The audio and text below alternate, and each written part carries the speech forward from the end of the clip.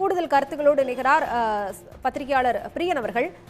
2026 சட்டமன்ற தேர்தல் கூட்டணி தொடர்பாக அம்மா மக்கள் முன்னேற்ற கழகத்தின் தற்போது அந்த தேசிய ஜனநாயக கூட்டணியிலிருந்து பின்வாங்குவது போல ஒரு அறிவிப்பு வந்து சொல்லியிருக்காரு. டிசம்பர்ல தான் வந்து நாங்க சொல்லுவோம் அப்படின்னு டிடிவி தினகரன் சொல்லியிருக்காரு. இதை நீங்க எப்படி பாக்குறீங்க? ஏன்னா அமமுக யாருக்குமே வந்து இந்த தடவை அதாவது 2026 தேர்தலில் நிபந்தனையற்ற ஆதரவு கிடையாது அப்படின்னு சொல்லியிருக்கிறாரு. இதை நீங்க எப்படி பாக்குறீங்க?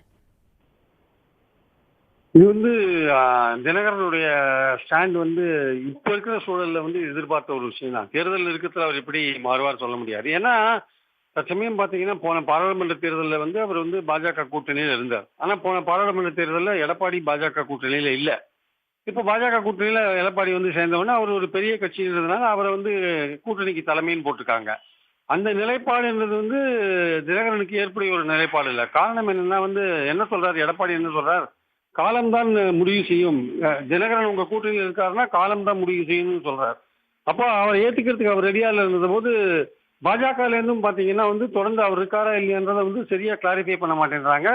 அதே மாதிரி பாத்தீங்கன்னா பிரதமர் வரும்போது அவரை சந்திக்கிறதுக்கு, தினகரன் சந்திக்கிறதுக்கான வாய்ப்புகள் கொடுக்கறது இல்ல.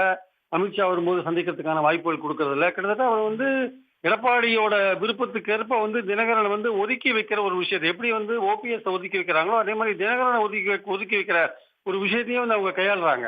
தினகரனோ ஓபிஎஸ்ஓ மீண்டும் பலம் பெறக்கூடாது என்பதில் வந்து இபிஎஸ் ரொம்ப உறுதியா இருக்காரு. ஸோ அந்த விருப்பத்தை வந்து நிறைவேற்றுறதுல வந்து பாஜகவும் உடன்படுறாங்கன்றதான் முக்கியமான பாயிண்ட். அதுதான் வந்து தினகரனுடைய கோபத்துக்கு காரணம். இன்னைக்கு அவர் பேசியிருக்கிறதுக்கான காரணம் அதுதான். நாங்க வந்து அப்பதான் முடிவு செய்வோம் அப்படின்ற ஒரு விஷயத்தை அவர் சொல்றாரு. அப்படின்னா அவரை வந்து நீங்க என்டிஏல இருக்காருன்னு ஒத்துக்க மாட்டேன். இப்ப நயினார் நாகேந்திரன் இன்னைக்கு என்ன சொல்றாரு, தினகரன் என்டிஏல தான் இருக்காருன்றார். பட் ஆனால் அது சொல்ல வேண்டியவர் யாரு, கூட்டணிக்கு தலைமை தாங்கிற அதிமுக சொல்லணும். அதிமுகனா எடப்பாடி சொல்லணும். எடப்பாடி சொல்ல மாட்டேன்றார்.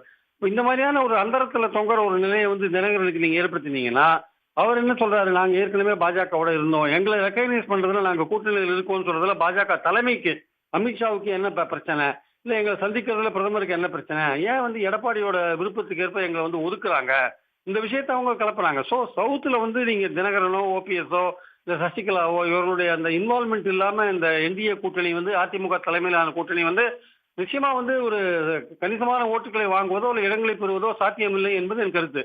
ஆனா இது தொடர்ந்து வந்து இன்னைக்கு தெற்குல வந்து பயணம் இருக்கிற எடப்பாடி வந்து இதை உணர்வார் என்று நினைக்கிறேன். ஆனால் வந்து தொடர்ந்து வந்து தினகரனை புறக்கணிக்கிறது வந்து அவருக்கு வந்து நிச்சயமாக ஒரு வருத்தத்தை ஏற்படுத்தியிருக்கும். அதனாலதான் வந்து அவர் வந்து என்ன சொல்றாரு, நாங்க வந்து டிசம்பர் ஜனவரி மாசம் தான் முடிவு பண்ணுவோம் அப்படின்ற மாதிரியான ஒரு விஷயத்தை அவர் கையில் எடுக்கிறத நம்ம பாக்குறோம். ஸோ இந்த நிலைப்பாடு இப்படியே போச்சுன்னா வந்து என்டிஏ கூட்டணிக்கு வந்து சவுத்துல வந்து அதற்கான வாய்ப்புகள் குறையும் என்பது எந்த விதமான சந்தேகமும் கிடையாது. இணைப்பில் வந்து கருத்துக்களை பகிர்ந்து கொண்டமைக்கு நன்றி திரு பிரியன். செய்திகளை தெரிந்து கொள்ள சன் நியூஸ் பெல் ஐகானை கிளிக் பண்ணுங்க.